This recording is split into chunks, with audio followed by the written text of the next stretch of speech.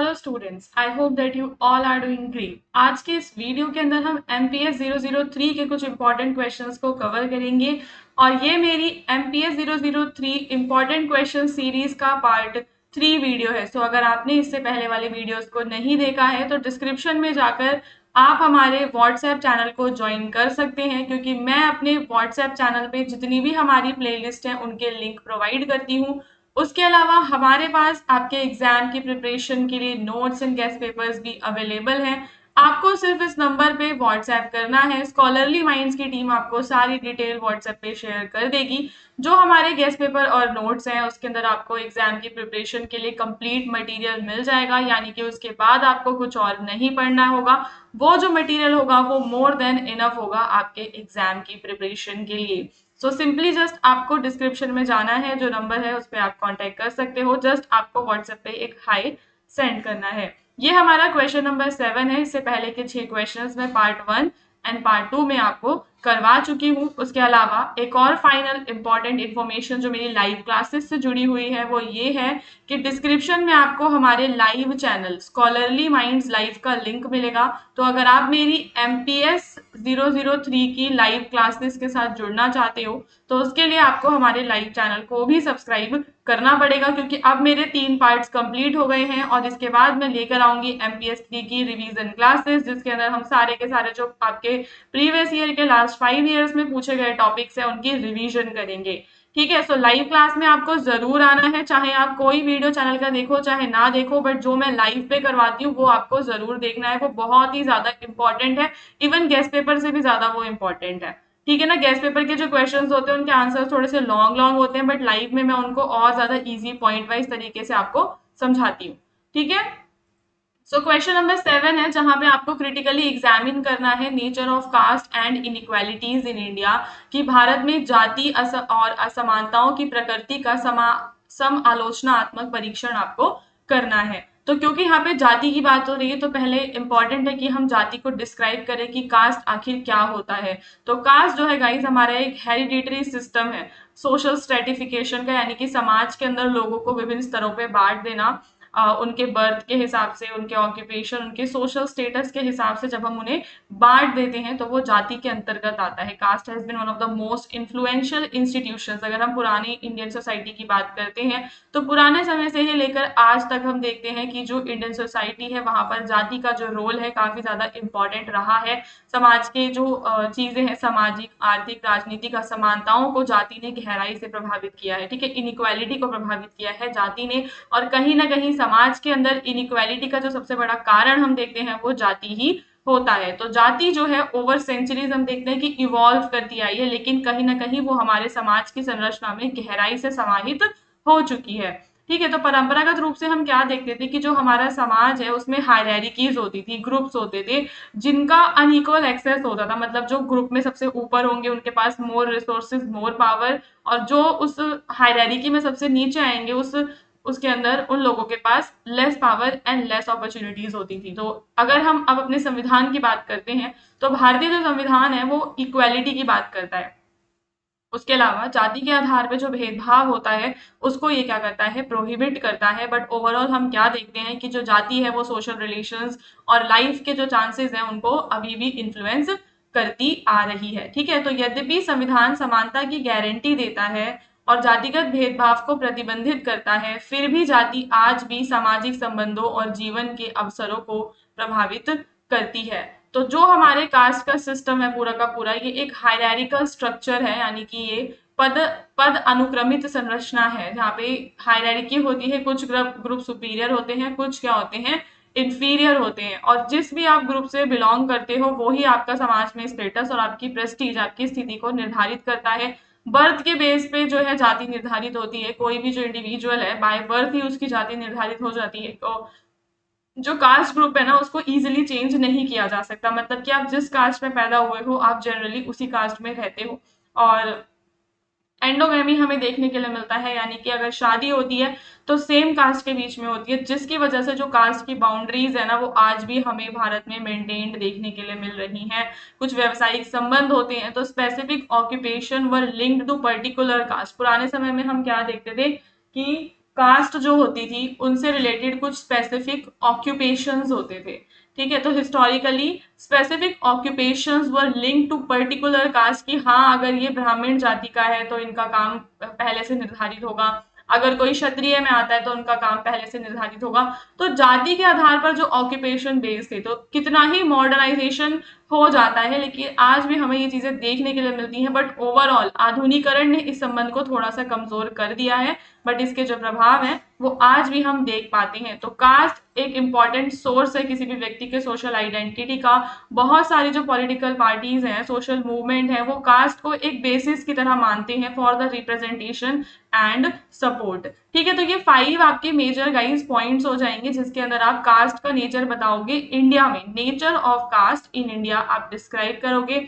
उससे पहले आप कास्ट के बारे में उसका बैकग्राउंड, उसका meaning, like you can write a introduction about it and then you can explain the inequalities की कौन कौन सी इनइक्वालिटीज हैं।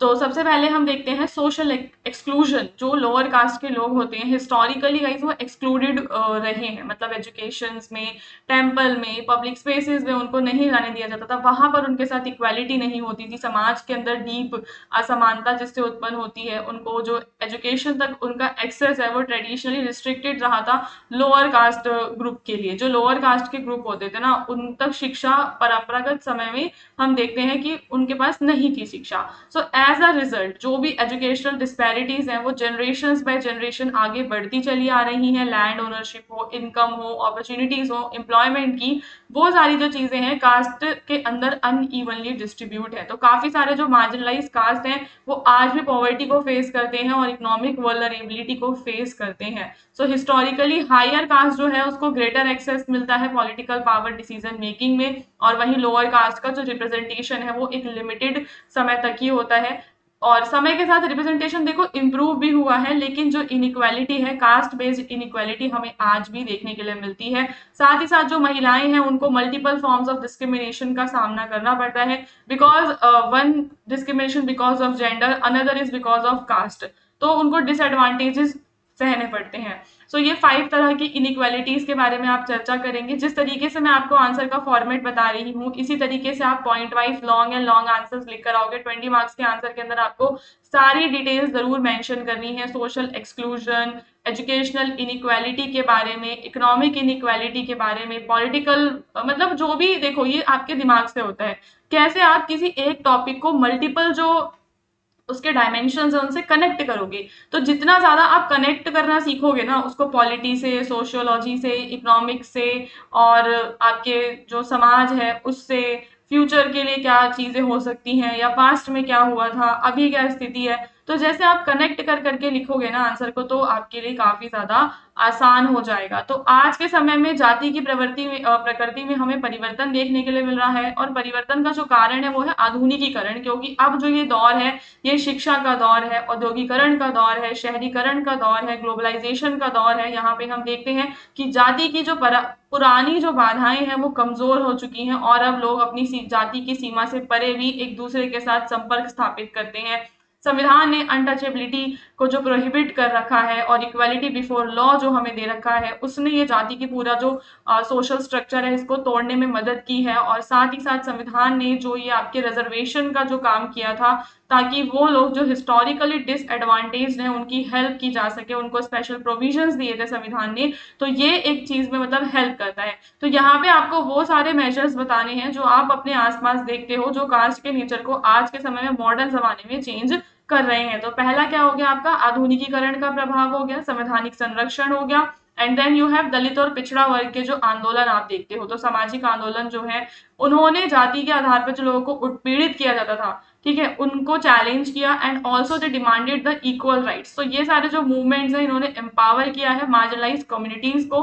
बट स्टिल अगर हम अपनी पॉलिटिक्स के अंदर देखते हैं तो हम कितना ही मॉडर्न हो जाएं, कास्ट जो है आज भी इलेक्शंस के अंदर काफी ज्यादा इन्फ्लुएंशियल बनी हुई है, और पॉलिटिकल रिप्रेजेंटेशन के अंदर भी। तो कास्ट कंटिन्यू करती रहेगी जैसे अभी तक करती आ रही है। मुझे नहीं लगता कि ये पॉसिबल है इंडिया में से इसको पूरी तरीके से खत्म करना। Then we have to write the critical evaluation, because हमारे क्वेश्चन के अंदर ही हमसे कहा गया था that you have to critically evaluate the nature of caste in India.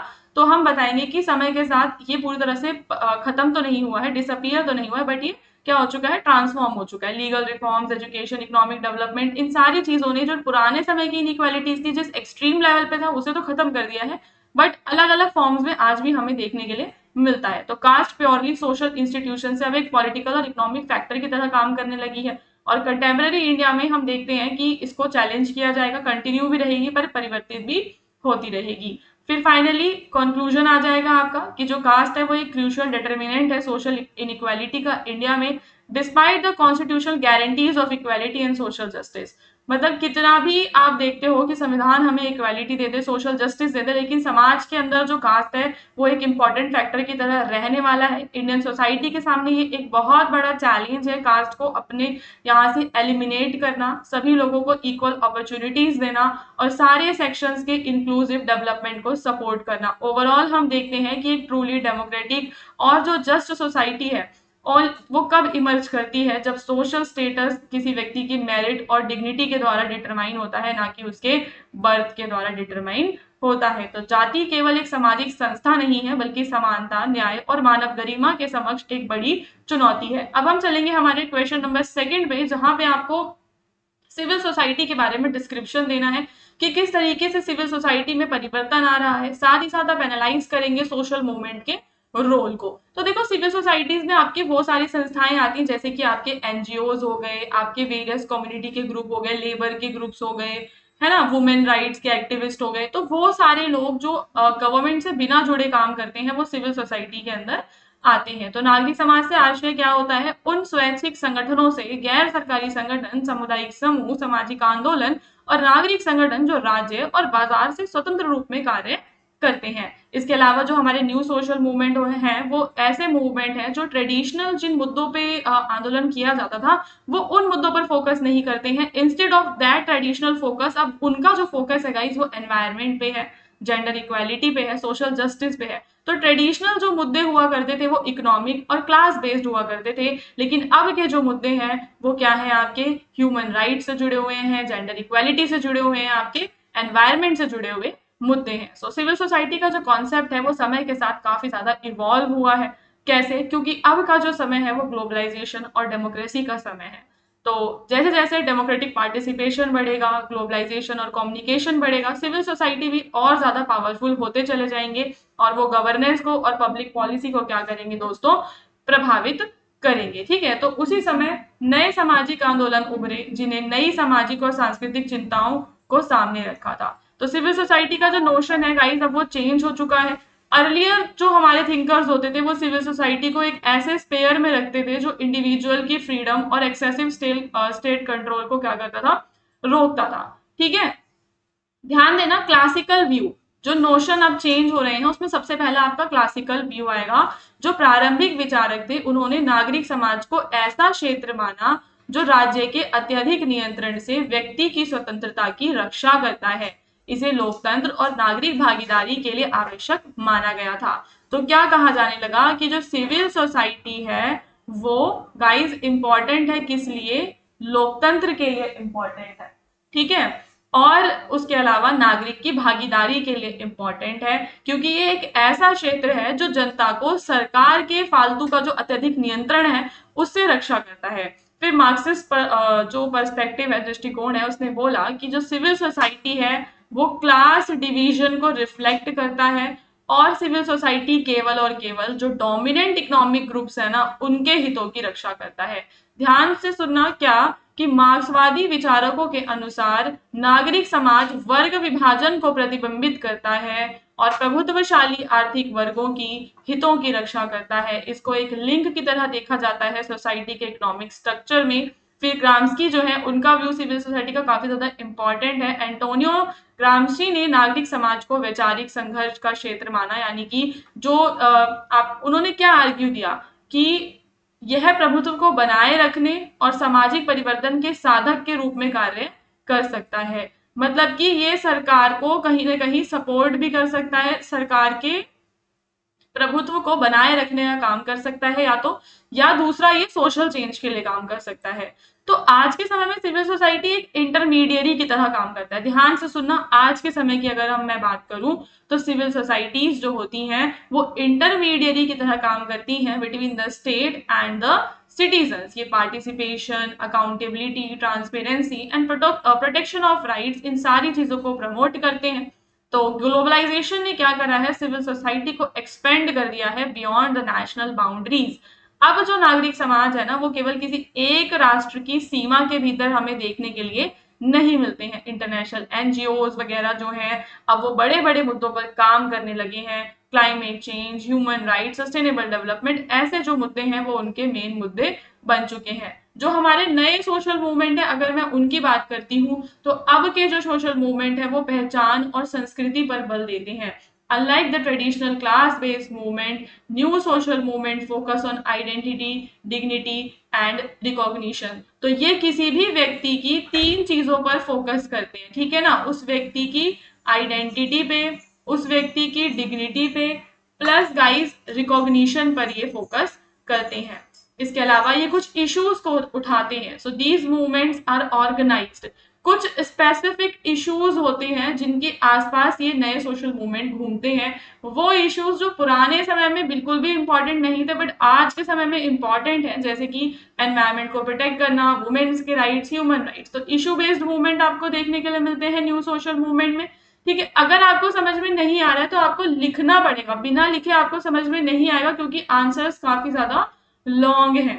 तो new social movement guys flexible है और इनका जो स्ट्रक्चर है वो डिसेंट्रलाइज्ड ऑर्गेनाइजेशनल स्ट्रक्चर है। मॉडर्न कम्युनिकेशन टेक्नोलॉजी का ये यूज करते हैं और मेजरली ये नॉन वायलेंट पीसफुल प्रोटेस्ट ही हमें देखने के लिए मिलते हैं। तो न्यू सोशल मूवमेंट का ओवरऑल अगर हम रोल देखते हैं तो वर्ल्ड में ह्यूमन राइट्स को प्रमोट करने के लिए इन्होंने काम किया, यानी कि मानव अधिकारों के संवर्धन के लिए काम किया, लोगों के अंदर पर्यावरण को लेकर जागरूकता फैलाने के लिए काम करते हैं कि जो आपका पॉल्यूशन है, क्लाइमेट चेंज है, इनसे जो बड़े मुद्दे हैं उनको ये उठाते हैं। और वो सारे वर्ग जो आज के समय में वंचित वर्ग है ना, जिसमें आपके ट्राइबल वुमेन्स आते हैं, उनको उनके एम्पावरमेंट के लिए काम करते हैं। एंड फाइनली ये डेमोक्रेसी को स्ट्रेंथ प्रोवाइड करते हुए समाज में जागरूकता को फैलाते हैं। इस तरीके से then you have to critically analyse. तो हम देखेंगे कि जो सोशल मूवमेंट है, भले ही इनका बहुत सारा मेजर बेनिफिट्स है, ये बड़े लेवल पे काम कर रहे हैं, लेकिन इनका तो जन आधार है वो हमें सीमित ही देखने के लिए मिलता है। इनकी जो सोशल रीच है वो ज्यादा नहीं होती है और इनके मुद्दे कई बार विखंडित होते हैं। कभी कभी ये शुरू किसी मुद्दे से होते हैं, खत्म किसी और मुद्दे पर हो जाती हैं।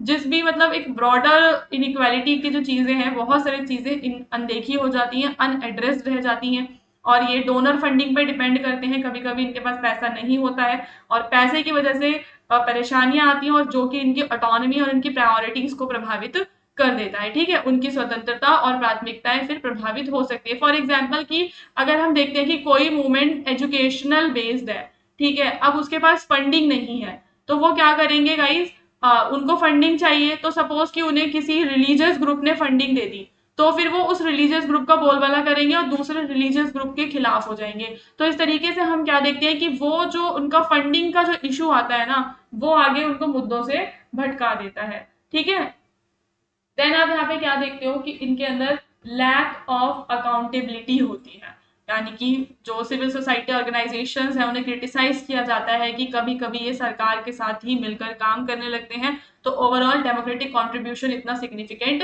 नहीं रहता है। तो ओवर टाइम सिविल सोसाइटी का जो कॉन्सेप्ट है वो इवॉल्व हुआ है और न्यू सोशल मूवमेंट ने भी डेमोक्रेटिक पॉलिटिक्स को एनरिच किया है। तो ये जो इश्यूज हैं, लिमिटेड रिप्रेजेंटेशन का, अकाउंटेबिलिटी का, इन सब इंपॉर्टेंट है कि इनको केयरफुली अटेंड किया जाए, मतलब कि इन पे ध्यान देना आवश्यक है।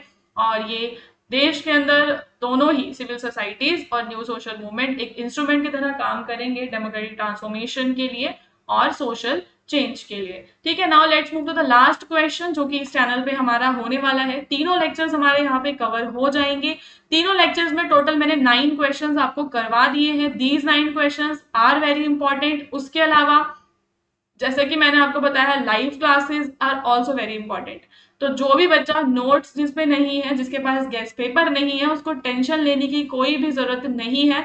आप ये 9 क्वेश्चंस के नोट्स बना लो, जब मेरी लाइव क्लास आएगी उसमें से नोट्स बना लेना और फाइनल अपनी जो बुक है, नोटबुक है, उसमें से रिवीजन कर लेना। आप आराम से 60 प्लस तो इजीली स्कोर कर पाओगे।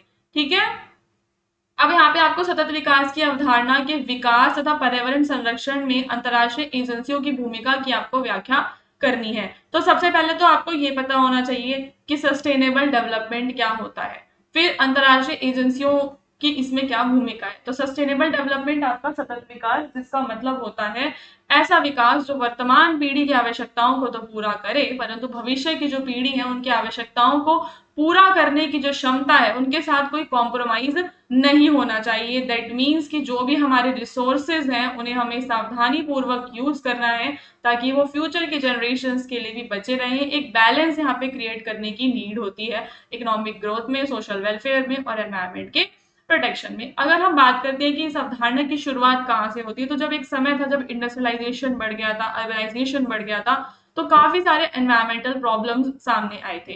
ठीक है ना, तो एनवायरमेंट डिग्रेड हो गया, रिसोर्स हमारे खत्म हो गए, तो वहां से सस्टेनेबल डेवलपमेंट के कॉन्सेप्ट की शुरुआत होती है। तो 1960s और 70s में हम क्या देखते हैं कि जो अवेयरनेस है, ठीक है ना, लोगों में वो अवेयरनेस जगती है। In the 1960s and 70s growing awareness about the pollution and ecological damage highlighted the limit of uncontrolled economic growth, कि ये जो आपने बिना कंट्रोल करे इकोनॉमिक ग्रोथ किया है ना, उसके बारे में यहाँ से शुरुआत होती है। फिर 1972 में स्टॉकहोम में एक कॉन्फ्रेंस होती है, यूनाइटेड नेशन कॉन्फ्रेंस जिसे हम कहते हैं ऑन द ह्यूमन एनवायरमेंट, जहाँ पे एनवायरमेंट के इश्यूज जो कंसर्न्स हैं और डेवलपमेंट से जुड़ी हुई पॉलिसीज हैं उन्हें इंटीग्रेट करने की बात होती है। ठीक है ना, इसने विकास की नीतियों के साथ पर्यावरणीय चिंताओं को जोड़ने की आवश्यकता को स्वीकार किया। फिर आपका ब्रंडलैंड रिपोर्ट आती है जिसका नाम है अवर कॉमन फ्यूचर, जो कि वाइडली सस्टेनेबल डेवलपमेंट को एक्सेप्ट करता है। फिर अर्थ समिट होता है 1992 में, जहाँ पे United nation conference on environment and development Rio de Janeiro में, जहाँ पे सस्टेनेबल डेवलपमेंट का कॉन्सेप्ट ग्लोबली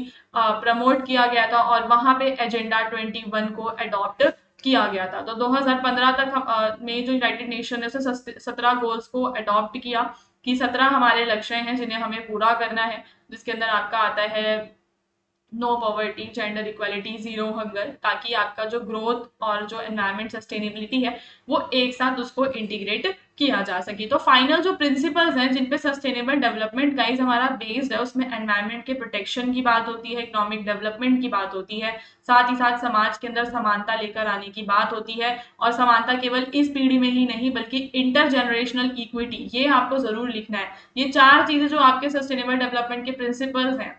ठीक है, पहला आपका environmental protection, another is economic development, उसके बाद सोशल इक्विटी और उसके बाद आपका इंटरजेनरेशनल इक्विटी। ये चारों आपको बताने हैं। और फिर इंटरनेशनल एजेंसीज की अगर मैं बात करती हूँ तो यूनाइटेड नेशन एनवायरमेंटल जो प्रोग्राम है वो सस्टेनेबल डेवलपमेंट को प्रमोट करता है, ऐसी गतिविधियों का समन्वय करता है जो सतत विकास को बढ़ावा दे, कंट्रीज की हेल्प करता है एनवायरमेंट की पॉलिसीज को बनाने के लिए। फिर आपका यूनाइटेड नेशन है जिसका रोल काफी ज्यादा सेंट्रल है, ये वैश्विक पर्यावरणीय चुनौतियों के समाधान हेतु अंतर्राष्ट्रीय सहयोग को बढ़ावा देता है। फिर आपका आईपीसीसी हो गया, इसके बारे में आप बताओगे, जो कि एक चैनल है, अंतर सरकारी पैनल है, आई मीन सॉरी चैनल नहीं, तो intergovernmental panel on the climate change provide scientific assessment related to climate change, यानी कि क्लाइमेट चेंज से जुड़े हुए जो मुद्दे हैं उसके ऊपर साइंटिफिक रिसर्च वगैरह ये लोग करते हैं और एनवायरमेंट फ्रेंडली क्लाइमेट पॉलिसीज को अपनाने में हेल्प करते हैं। वहीं वर्ल्ड बैंक और ग्लोबल एनवायरमेंटल फैसिलिटी जो है